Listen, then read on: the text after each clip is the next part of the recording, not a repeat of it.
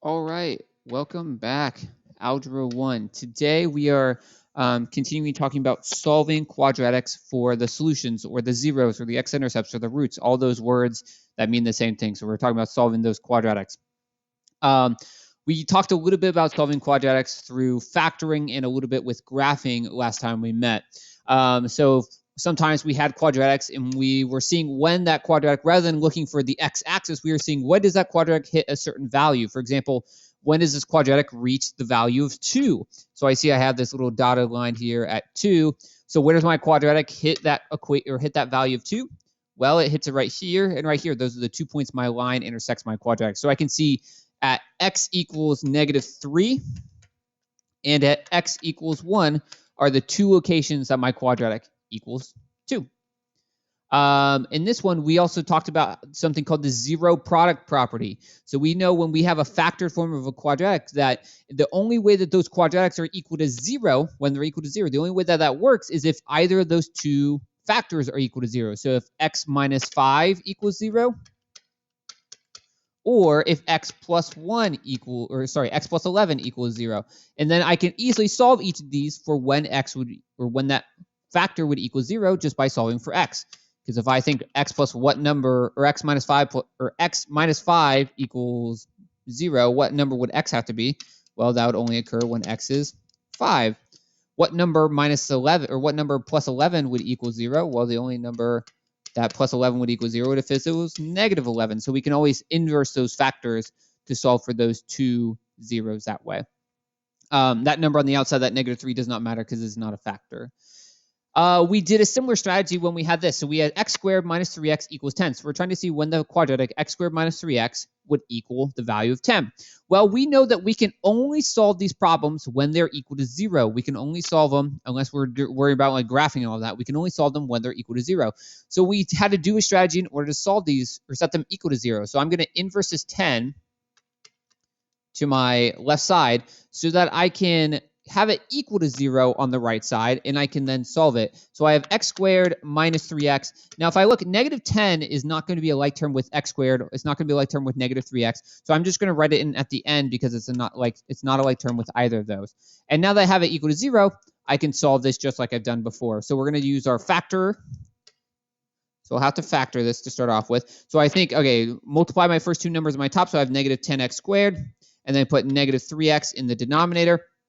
So what two numbers multiply to get negative 10, add to get negative 3? Well, negative 5x and 2x can multiply to get negative 10x, add to get 3x. So I know my first number goes in my first box, my last number goes in my last box, and then my two factors I just came up with of negative 5x and 2x are going to go in those other two boxes. Now I just need to fill in the outside to get my factors. So I have to think, okay, what two numbers multiply to create x squared? Well, x times x. X times what number creates 2x? Well, x times 2 creates 2x. X times what number creates negative 5x? X times negative 5 creates negative 5x. So my two factors are going to be x minus 5 and x plus 2 equals 0. And now from here, I know how to solve each of those. Just like what we did in that first one, I can set each of those factors equal to 0, and I can get my solution. So x minus 5 equals 0. Well, we already actually solved this on the last one. We get x equals 5. X plus 2 equals 0. Well, this is easy. Subtract 2, and we get x equals negative 2 as our solution. So those are our two factors from those problems. So that's what we talked about on Thursday, Friday last week. Today, we're going to continue talking about solving quadratics, but we're going to talk about how we can solve quadratics just as if they were an equation. Rather than having to factor like we've done before, certain quadratics can be solved differently. All right, so let's say we have the quadratic 3x squared minus 12 equals 0. So this quadratic does not look normal. It doesn't have that three-turned piece that we're typically used to. Typically, they have the x squared term, and then they have the x term, and then they have the constant term that doesn't have any x's in it. This one only has two pieces. It only has the x squared and the constant term. So typically what we did when we couldn't figure out how to factor quadratics before, when we were having issues with that, we just graphed it. So let's graph this. So if I were to graph this, you could graph it on Desmos if you needed. We know that that last number is always the y-intercept. That's something we talked about in our standard form quadratic. So this is a standard form. So this is, why do I keep writing x? Y-intercept. So that last number is going to be my y-intercept. So I know I'm going to cross my y-axis at negative 12.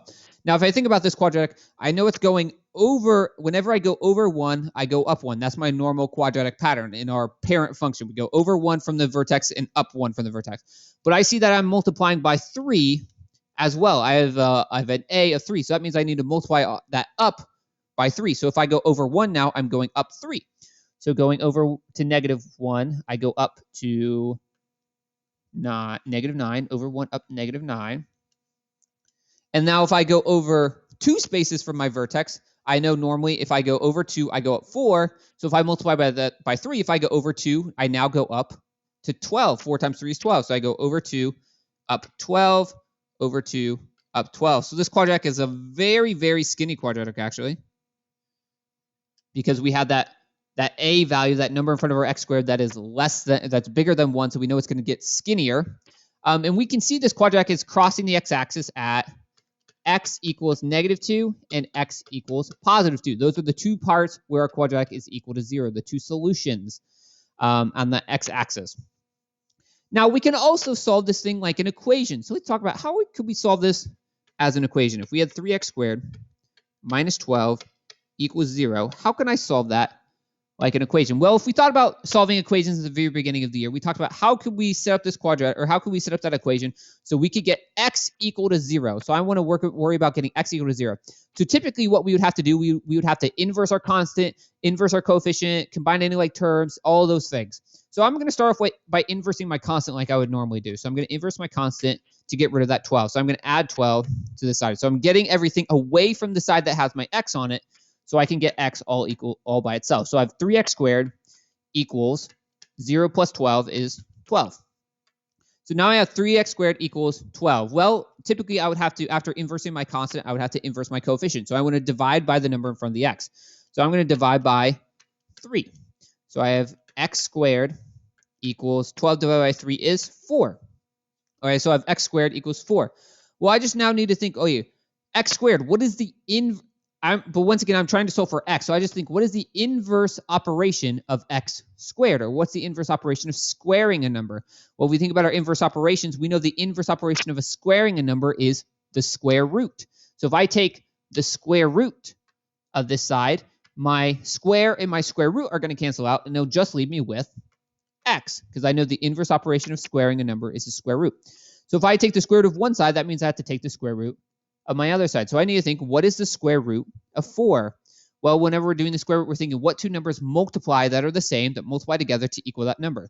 So what two numbers multiply together that are the same that equals 4? Well, the ones that you probably came up with is 2. Awesome.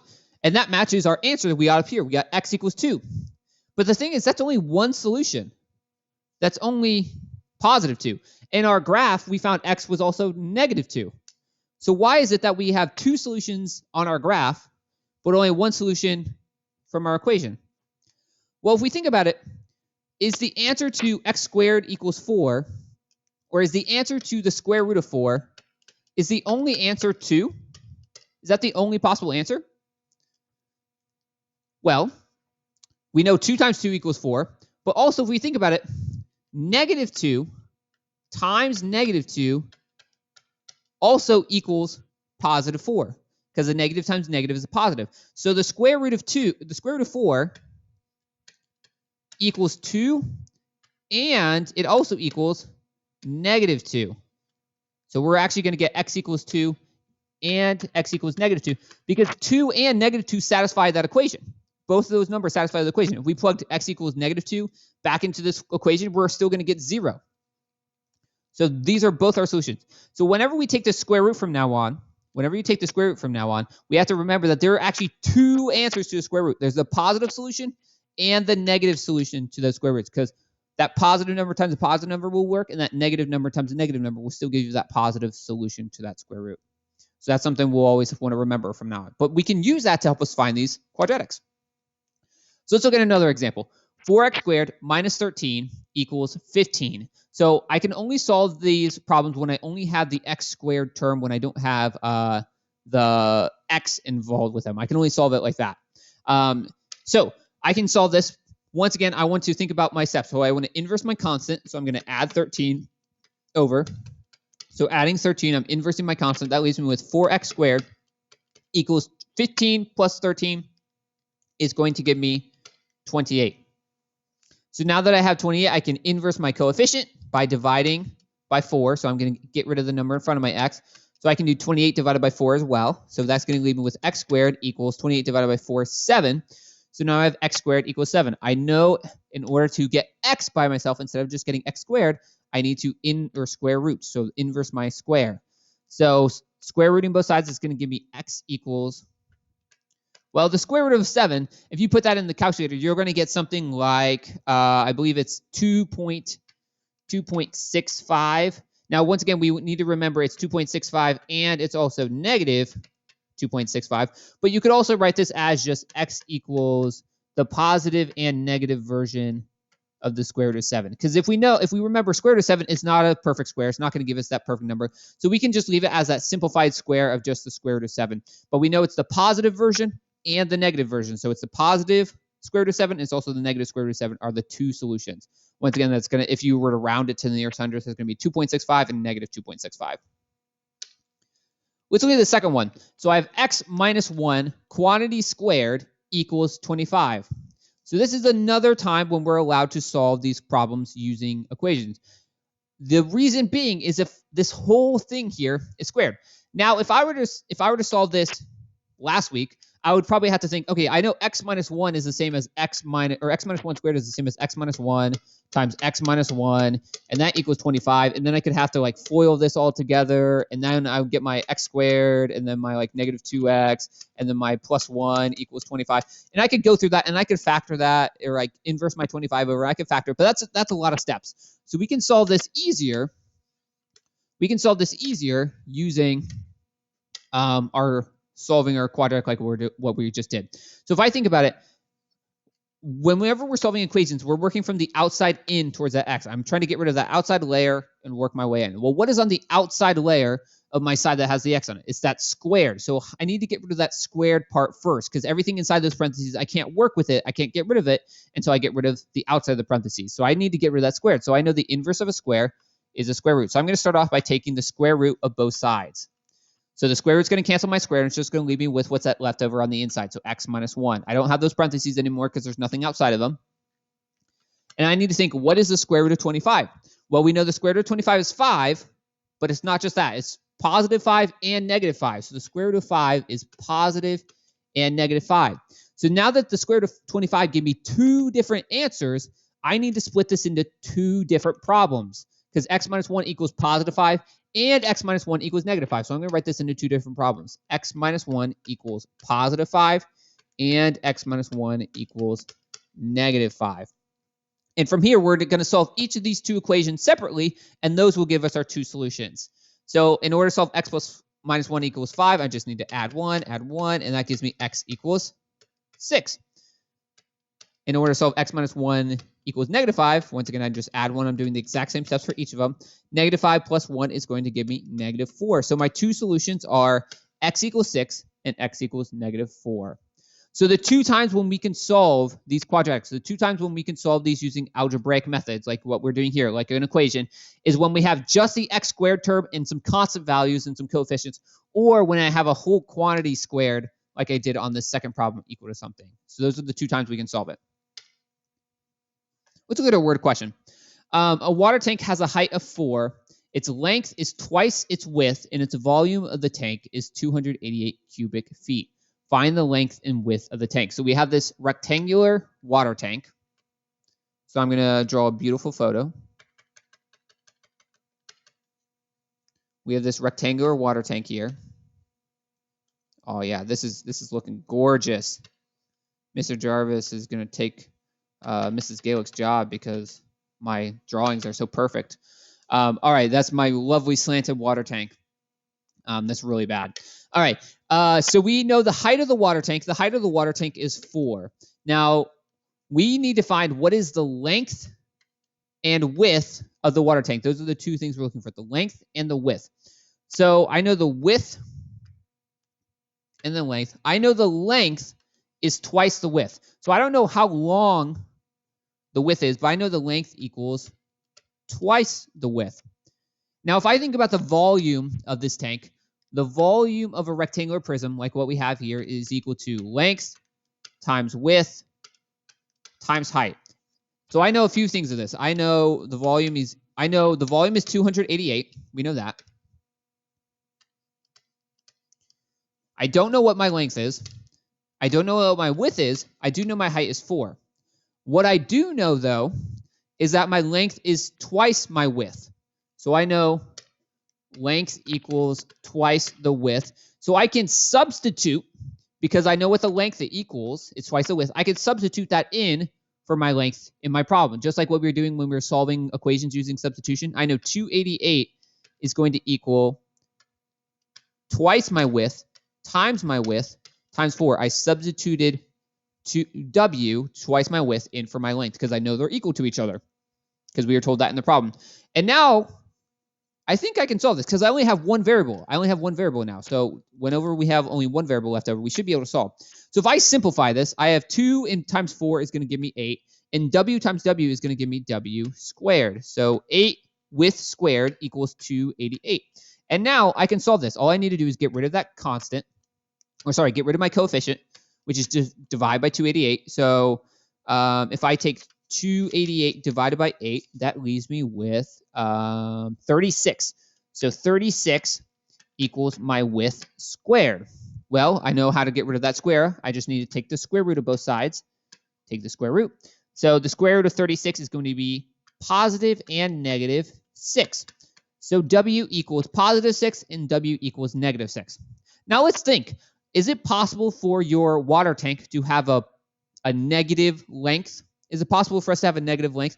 So no. So even though there are two solutions for when this quadratic is equal to this value, the only correct answer is our width is going to be 6. It's not going to be negative 6 because that's not possible when we come back to the situation, when we come back to the context of the problem. So we know 6 is going to be the correct answer for the length. Well, if our width is twice the length, we know 2 times 6 equals 12. So our length is 12, our width is 6, and we're done. So sometimes you have to think about these questions back in the context of the problem, because sometimes when we have multiple answers, not all of those answers make sense. So not all of those answers will be correct. So negative 6 does not work because you don't want to have a negative 12 length and a negative 6 length or negative 6 width. That doesn't work. That doesn't make sense in real life. So in the xy plane, the parabola with an equation y equals 25 at 2 points, A and B. What is the length of AB? So if we were to graph this, we're going to get our quadratic that looks something like this. We know the vertex, based off of our vertex form of our quadratic, is going to be at 11, 0. And we know this quadratic is crossing this equation of y equals 25. So this equation y equals 25, this horizontal line. We're passing it at 2 points. We're trying to figure out these 2 points, A and B, and how far across, or how long is this line AB. So that's our question. We're looking for what is the length of that green line there, AB. Well, if we figure out where the coordinates of A and B are located, then we can solve for this. So we're essentially asking the question, y equals x minus 11 squared. When is this equal to y equals 25? Well, just like what we talked about before, this is like a substitution question. I know y is 25, so I can substitute in for y 25. So I know I'm essentially asking 25 is equal to x minus 11 squared, and I can just solve this like I normally would. We know, once again, it's that whole quantity squared in that vertex form. When it's in that quantity squared form, I can't solve anything on the inside. I can't remove anything inside my parentheses until I get rid of the squared on the outside. So I'm going to have to take the square root of everything first to get rid of that squared on the outside. Square root of 25 I know is positive and negative 5. So I have x minus 11, which equals positive and negative 5. So I know when I have those two pieces, I need to separate this into two questions. I have positive 5 equals x minus 11. And I have negative 5 equals, keep writing negative 5x. Negative 5 equals x minus 11. So these are my two problems. So I can solve both of these just by adding 11. Add 11, add 11. So that means I have to add 11 to 5, which gives me 16 equals x. And I need to add 11 to negative 5, which gives me 6 equals x. So my two locations for A and B are at 6 and 16. So now I just need to think, how long of a distance is it from 6 to 16? Well, 6 to 16 is only 10 units long. So our answer is 10A. And that is our equation. So that's how we can solve quadratics using equations. Once again, we can only do that when they're that quantity squared form or when it's just the x squared equals some constant values in a coefficient. We can't solve it when there's those three-termed quadratics. We can only solve those using factoring form at the moment. So if you have three terms, you're going to have to factor. But if we have these quantity squared terms, or if we have x squared equals some value, we can solve those faster using this equation form. Let me know if you have any questions. You're going to have some practice over this, and then you have a Desmos activity. Yeah, let me know if you need any help. Other than that, have a great rest of your day.